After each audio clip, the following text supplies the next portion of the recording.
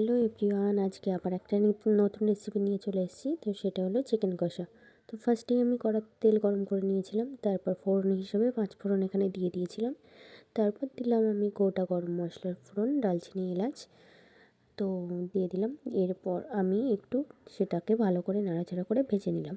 হালকা হালকা লাল লাল হয়ে আসলে এখানে দিয়ে দিয়েছি আমি শুকনো লঙ্কা, যেহেতু আমি কাঁচা লঙ্কা ভালোবাসি না। তো শুকনো লঙ্কাটাকেও আমি একটু কালচে কালার ধরে চলে আসলে তারপর একটু পেঁয়াজ দিয়ে দিলাম।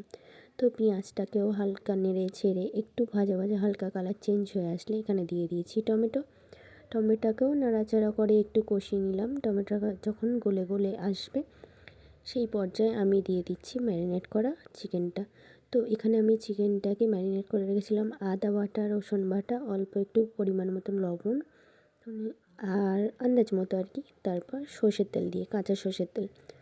তো এটা আমি খুব ভালো করে পেঁয়াজ, টমেটো মশলার সাথে আমি কষিয়ে নিচ্ছিলাম। খুব ভালো করে কষাতে হবে। এখানে দেখো কষাতে কষাতে আমার মাংস থেকে জলটা ছেড়ে দিয়েছে। এই পর্যায়ে আমি দিয়ে দিচ্ছিলাম হলুদটাও খুব ভালো করে নাড়াচাড়া করে এখানে কষিয়ে নিচ্ছিলাম। কষিয়ে নেওয়ার পরে আমি এখানে দিয়ে দেবো স্বাদ মতো লবণ। যেহেতু ম্যারিনেট করার সময় আমি লবণ দিয়েছিলাম, সেহেতু তোমাকে আন্দাজ হিসাবে জানতে হবে যে কতটা মাংস কতটা লবণ লাগবে, সেই হিসাবেই আমি দিয়ে নিচ্ছিলাম লবণটা। আর পরবর্তীকালে যদি ঝোল ফোটার পরে যদি কম লাগে তখনও তোমরা দিতে পারো। কষানোর পর্যায়ে দিলে মাংসের মধ্যে ভালো করে লবণটা ঢুকে যায়। তো এরপর আমি রসুন বাটা এখানে দিয়ে দিচ্ছিলাম। রসুন বাটা দেওয়ার পরে সেটাকেও খুব ভালো করে মাংসের সাথে কষিয়ে নেব। তো দেখো আমি এখানে রসুন বাটা দিয়ে কষিয়ে নিচ্ছিলাম। তো এরপর আমি দিয়ে দেবো কাঁচা জিরে মৌরির গুঁড়ো। জিরে মৌরির গুঁড়োটা আমি অল্প করেই দেব, আর যখন ঝোলটা ফুটবে তখনকার জন্য একটুখানি রেখে দেবো। তো এখানে দেখো আমি অন্য কোনো মশলা ইউজ করিনি, জাস্ট জিরে মৌরির গুঁড়ো, তাও এটা বাড়িতে তৈরি করা। তো সিম্পল মশলায় কী করে রান্না করতে হয় সেটাই আমি আজকে দেখাচ্ছি। তো দেখো এখানে আমি জিরে মৌরির গুঁড়োটা দিয়ে ভালো করে কষিয়ে নিচ্ছিলাম। তো এই পর্যায়ে আমি এখানে দিয়ে দেব আদা বাটাটা। তো আদা বাটাটা দিয়েও আমি খুব ভালো করে নেড়ে ছেড়ে কষিয়ে নেব পুরো মাংসটার সাথে। তো দেখো এখানে মাংসটার থেকে কতটা জল বেরিয়ে এসছে আর একদম কষা কষা হয়ে এসছে। তো আমি খুব ভালো করে এখানে কষিয়ে নিচ্ছিলাম। এরপর আমি গ্যাসের একটা সাইডে জল গরম করে নিয়েছিলাম মাংসতে ফোটার জন্য। তো এখানে আমি জলটা অ্যাড করে দেবো এবার, গরম জল। তো গরম জলটা দিলে তরকারির টেস্টটা খুব ভালো হয়, তার জন্যে আমি এখানে গরম জল ইউজ করছি। তো দেখো এখানে আমি গরম জলটা ঢেলে দিচ্ছি।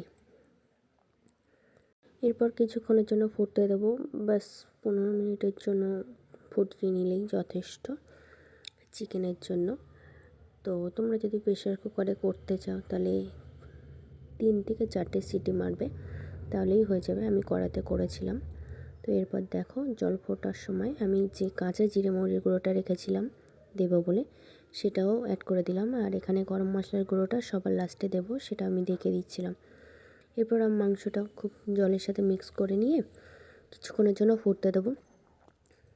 তো দেখো এখানে মাংসটা ফোটা শুরু করেছে, আর এদিকে আমি ভাতের জন্য জলটা বসিয়ে নিয়েছিলাম। প্রেশারেই আমি ভাত করি। তো দেখো এখানে আমি চাল ধুয়ে ভাত করতে দিয়ে দিয়েছি। তো এরপরে আমি বোনকে তুলে দিচ্ছিলাম, মামার মেয়ে এসেছিলো, তো ওর কাছ থেকেই জেনে নেবো যে ওর খেয়ে কেমন লাগলো। দেখো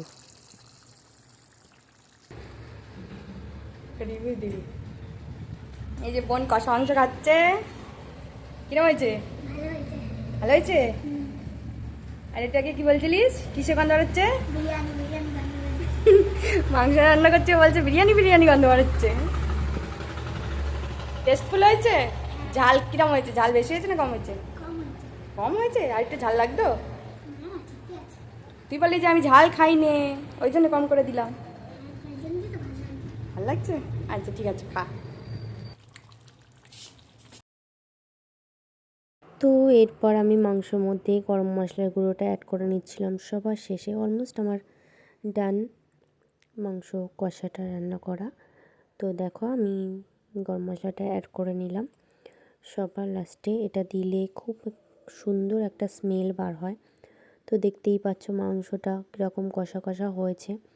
তোমরা এরকম সিম্পলভাবে একটু রান্না করে দেখো কেমন লাগে, আর অবশ্যই আমাকে জানিও যে কেমন লেগেছে তোমাদের এই রেসিপিটা। আর তোমরা একবার বানিয়ে খেয়ে দেখো কেমন লাগে। তো আমি সিম্পলভাবেই রান্না করলাম। তো এই হচ্ছে আমার চিকেন কষার ফাইনাল লুক। দেখতেও যেমন হয়েছে খেতেও দারুণ হয়েছিল, আর এটা গরম ভাতের সাথে তো আরও দারুণ মারাত্মক লাগে। তো তোমরা একবার বানিয়ে অবশ্যই খেও। আজকের মতন এই পর্যন্তই, আবার পরের ভিডিওতে দেখা হবে। টাটা।